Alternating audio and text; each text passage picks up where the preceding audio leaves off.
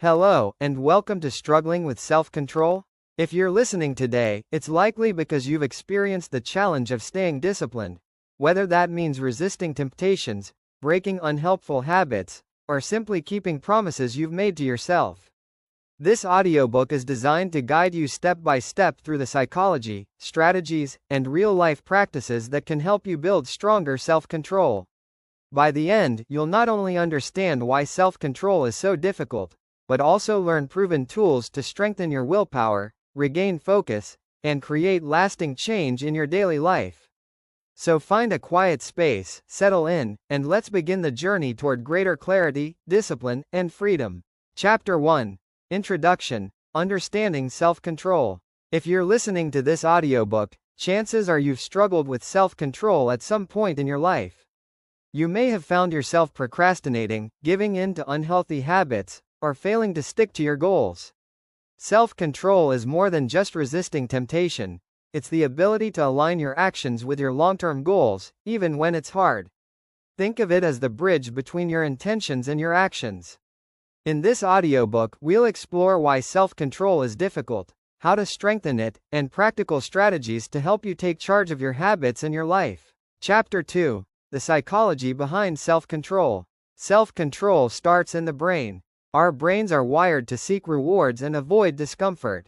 This is why resisting that slice of cake or staying focused on work can feel so challenging. Psychologists have studied this for decades. You may have heard of the marshmallow test, where children were given a choice: one treat now, or two treats if they waited.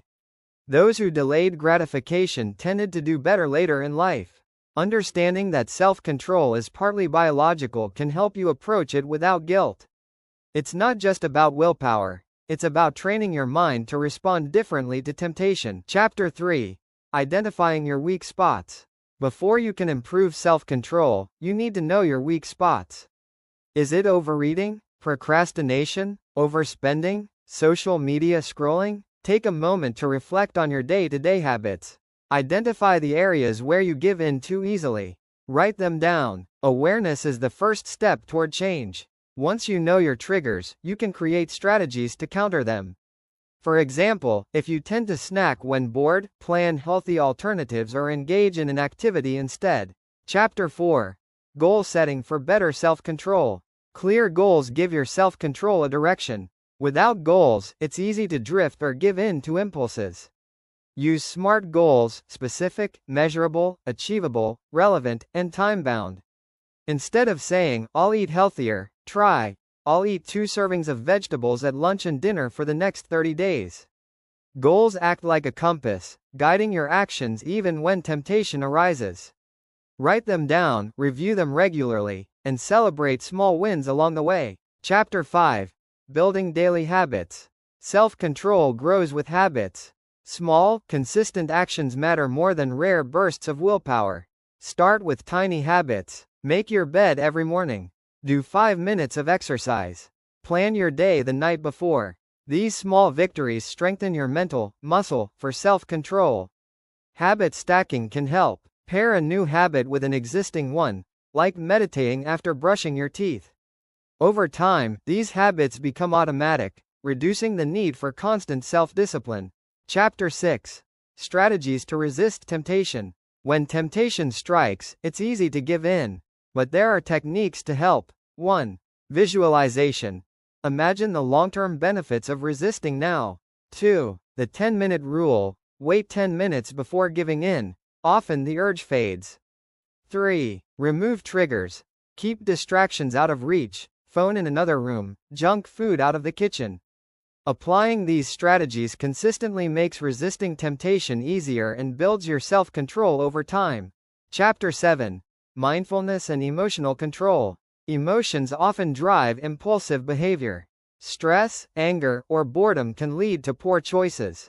Mindfulness teaches you to notice your emotions without reacting automatically. Simple breathing exercises, meditation, or journaling can help you pause before acting. When you become aware of your emotional triggers, you gain the power to respond thoughtfully rather than impulsively. Chapter 8. Motivation versus discipline.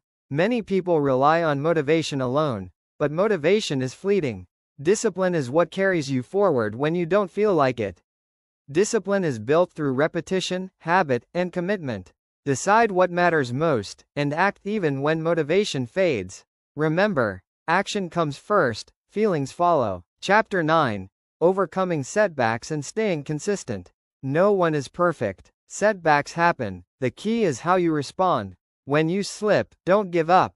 Reflect on what went wrong, adjust your strategy, and keep going. Consistency matters more than perfection. Track your progress, reward small wins, and remind yourself why self-control matters. Over time, your habits become stronger, and setbacks less frequent. Chapter 10. Conclusion. Becoming the master of your actions. You now have the tools to strengthen your self-control: awareness, goals, habits, strategies to resist temptation, mindfulness, and persistence.